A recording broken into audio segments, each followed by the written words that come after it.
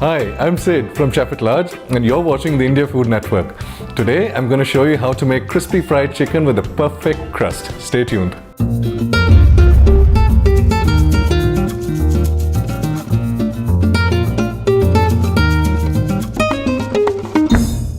So why do we have a recipe for perfect fried chicken in the first place, and what does perfect refer to? Perfect, we're really talking about the crust of the chicken, because a lot of the time when we make chicken that's let's say batter fried, the crust is really thick, and a lot of the time when we want that thin, crisp, perfect crust, it just doesn't come out that way. So what we have today is perfect fried chicken, for which we'll need the following things. We will need chicken with the skin on. We will need normal ghar ka atta, normal whole wheat flour, the kind we use for making rotis at home. We will need a spice mixture, and we will need some salt. So which means that if we are using 100 grams of flour, we need to use 10 grams of spice and 10 grams of salt. Apart from this, we'll also need oil for deep frying, and we'll need some sort of steaming apparatus, whatever you like. So now the next step is to make our spice mixture. So what I have used over here is a mixture of basil, it is a mixture of cajun spice, and it is a mixture of chilli flakes.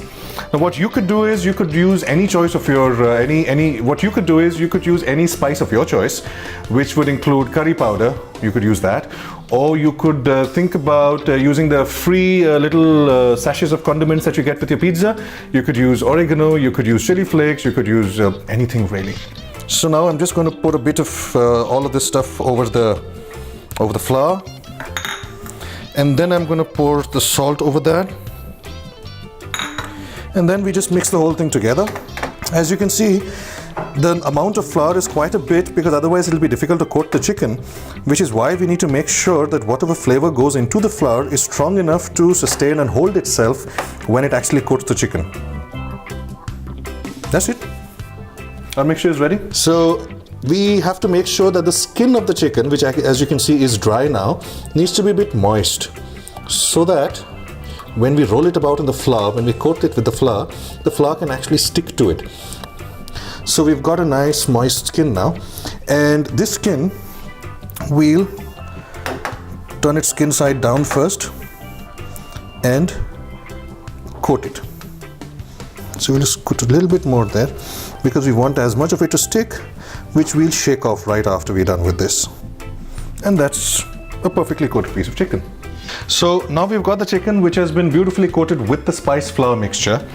Now the problem with these thick big cuts of chicken is that when you fry them, the outside is going to get golden brown and then burn before the inside is fully cooked.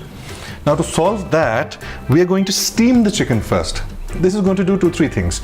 Number one, it's going to cook the outside layer of flour and let it gently spread over the skin.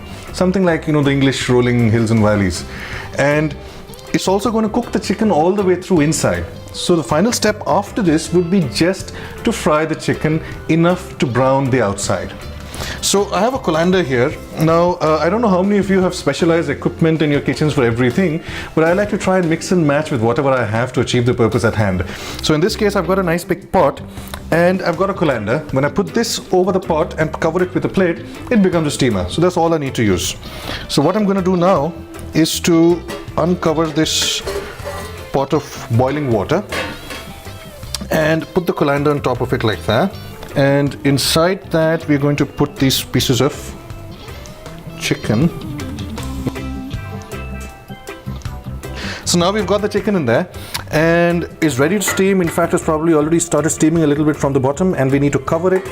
And this will take approximately 20 minutes, but you need to see how much the thickness of the chicken pieces are, whether they're little pieces, big pieces, and so on and so forth.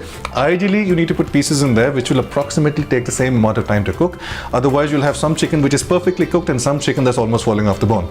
You'll need to take care of that. So it's been around for about 20 minutes now, and we need to see whether it's done. If it's done, all we need to do after this is to deep fry it, and it's done.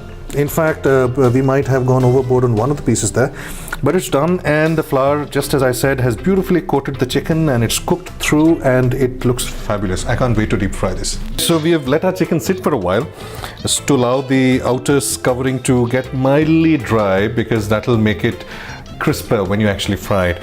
So we're going to pick up a piece of nice wing over here and chuck it in there, fry it. And there you are. It might take a little while because you need to do this on a slow flame. As you can see, it's browning nicely. Okay, so we've got beautifully crisp, beautifully done chicken over here. And we have here the perfect fried chicken, which is all ready, and we're serving it with some creamy mashed potatoes and some wedges of tomato, the acidity from which will serve to reduce a bit of the fat from the chicken. If you like this video, subscribe to the India Food Network, and if you have any feedback, do write in.